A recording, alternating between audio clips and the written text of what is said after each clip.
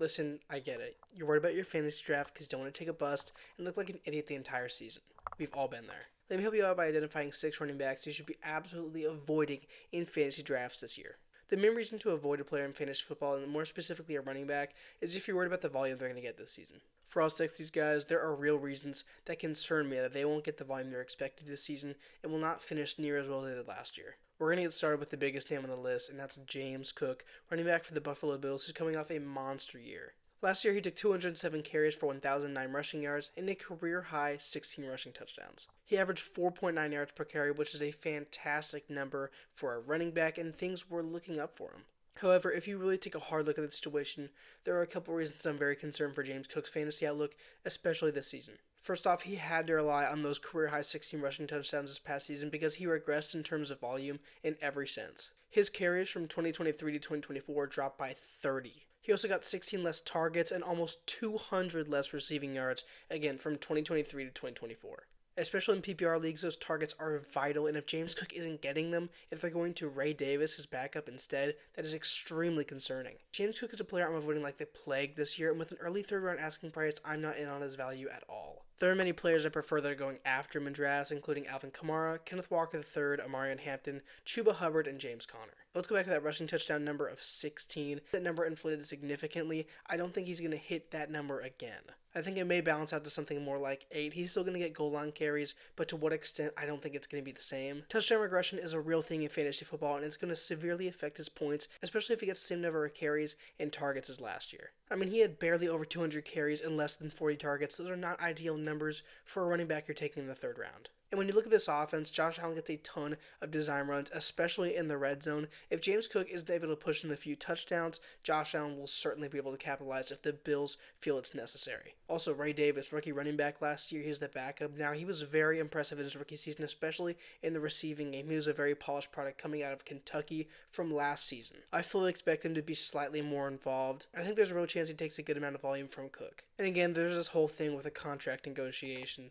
James Cook wants a lot more money than the Bills want to pay him, and although I'm not super concerned about the situation because not a lot's come out recently, it isn't exactly a plus. I think it brings his fantasy value down just slightly, and although I don't think anything major is going to happen before the season, there's always that worry in the back of your mind. I think James Cook would definitely finish as top 20 running back in fantasy this year, but I'm not willing to take him at his running back 13 asking price. There are just too many risks involved, from an offense that's designed to give the quarterback runs, to a running back under him on the depth chart that has been very impressive, to a contract dispute that is ongoing. As of right now, I'm not super excited to take James Cook. Next, let's talk about Tyrone Tracy Jr., rookie running back last year for the New York Giants. Coming off a strong rookie season, especially as a receiving back, he's looking to have a really good sophomore campaign. However, I think there are a couple things in this fantasy outlook that will get in the way of that. First of all, there are a few running backs I like at their ADP more than I like Tyrone Tracy at his ADP. Those are players like Cam Scatabo, his teammate, Jordan Mason, and Tajay Spears. Scatabo, the first guy I mentioned, is his new teammate, a rookie out of Arizona State. If you watch Cam Scatabo, you know exactly why I think he's a threat to Tracy in this backfield. One of Tracy's calling cards is his receiving abilities. He switched from receiver to running back late in his college career, and it allowed him to be drafted in the 5th round last season. However, the Giants still felt there was a need at running back on their team, and they drafted Scatabo out of Arizona State, who is a ridiculous runner in terms of contact balance, but also a really impressive receiving back. His route tree is very advanced, he has strong hands, and he put up a ton of stats last year. So I think with some development, he has the opportunity to take over a large share of this backfield. I think Tracy will absolutely be involved, but Scatabo is the more dynamic player, I think. With Scatabo in this offense, I think he takes a large share of the volume. Obviously, I think Tracy will still be pretty involved, but I think it'll be a 1A, 1B situation by the end of the year, with Scatabo being that 1A.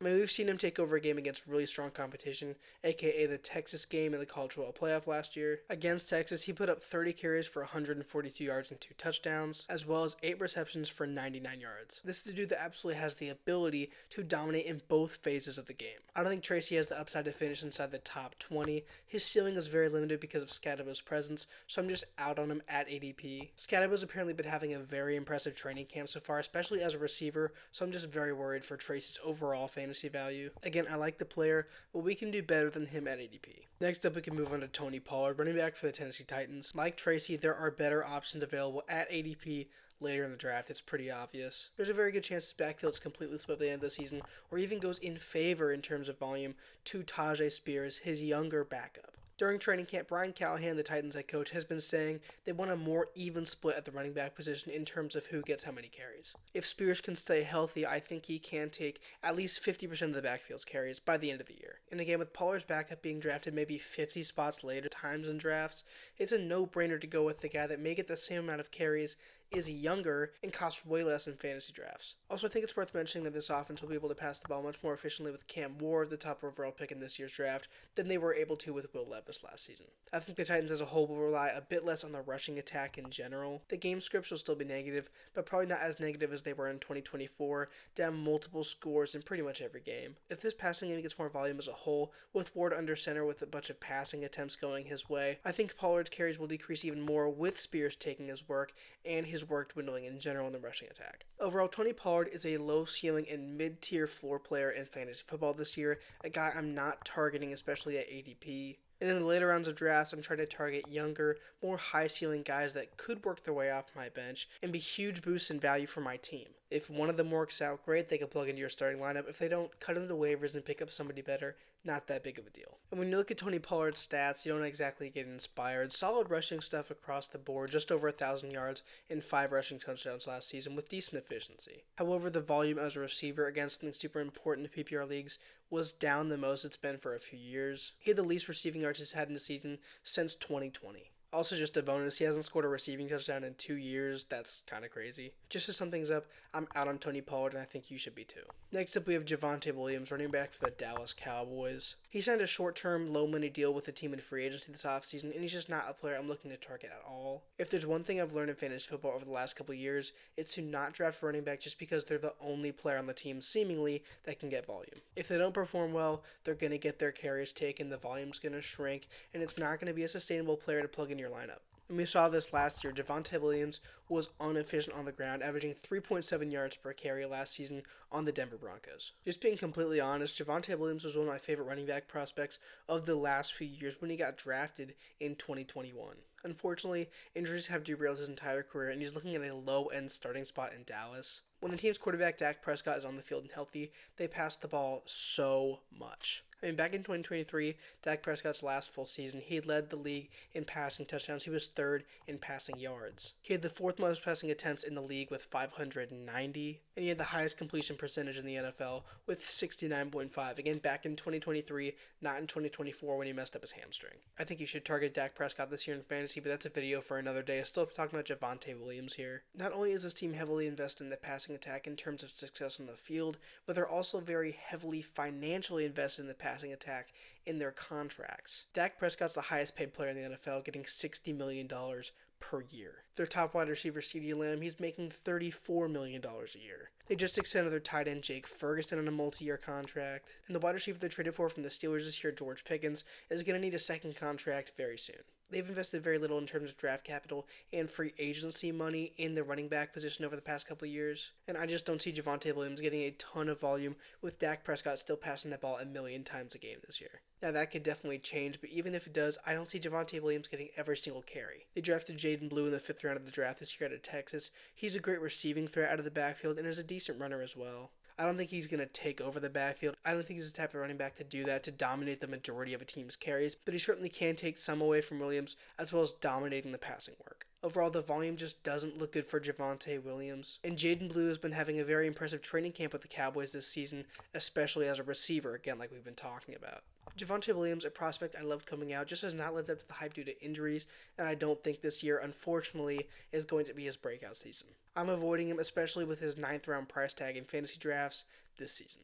Our second to last player is going to be J.K. Dobbins, new running back for the Denver Broncos. First of all, in competition, the Broncos drafted R.J. Harvey, rookie running back out of UCF in the 2nd round of this year's draft. As we know, rookie running backs tend to emerge late in the season and take the job from their veteran counterparts. It doesn't happen every single time, but it is a trend that's worth following. I thought he was a decent prospect coming out this year with a lot of speed and acceleration, go from 0 to 60 very quickly, and able to take runs to the outside edge really well. He's a big play threat, and he's built really well, like a bowling ball, to be honest. I don't know how effective he'll be between the tackles. That's one of my main concerns. I think he bounces too many runs outside. But Denver obviously believed enough to spend a 2nd round pick on him. That's some serious draft capital. And again, they spent this high capital on Harvey, but only brought in Dobbins at the tail end of free agency, the very tail end, just like a month ago. That's a major difference in urgency to bring these running backs in.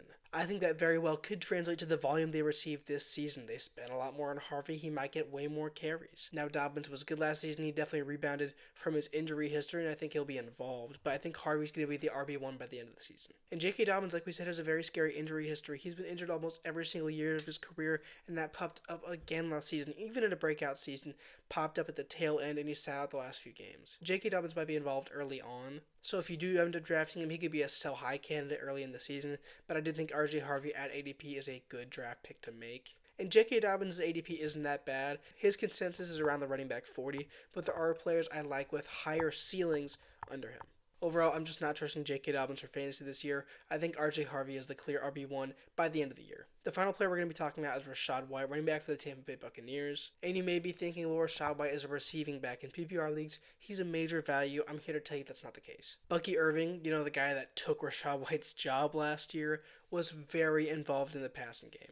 He wasn't even the starter for the full season and almost had 400 receiving yards. Rachaad White's 6 receiving touchdowns are bound to go down this year. That's a very inflated number, and that could hurt his fantasy value a lot. If those receiving touchdowns don't go to him, I think his fantasy points drop significantly in 2025. And Bucky Irving, as we know, is an absolute stud at the running back position. He's so dynamic, so patient behind his blocks. His vision is so good. He's an extremely shifty and speedy runner. I think he's the RB1 in this offense. First of all, Irving won the job last year, and he's having another great training camp. And heading into his sophomore season after being selected in the 4th round last year out of Oregon, I think he's going to dominate. As for White, he needs to rely on this receiving work that I think he's going to get less of this year, and he's never been an efficient rusher. And I'm not willing to spend an 11th round pick on him at ADP if there are guys with higher ceilings below him. At this point, I think Rachaad White is just a high value handcuff. Barring an injury to Bucky Irving, I don't think he's going to have a ton of fantasy value this year. And Irving wasn't even playing half the snaps every game last season.